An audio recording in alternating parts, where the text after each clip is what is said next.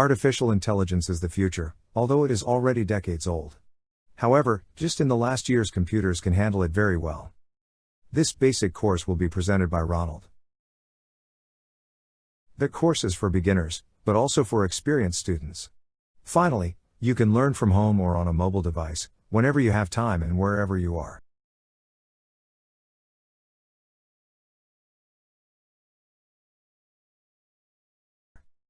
"45 lessons containing pictures and graphics."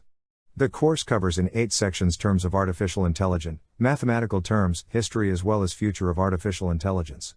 We discuss architectures, models, kernels, layers, activation, padding and striding, loss function, over and underfitting. 58 quizzes confirm if you understand the subject. You will find links to scientific documents, websites and movies.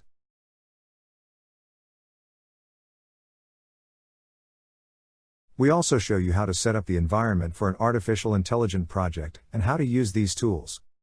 What are you waiting for?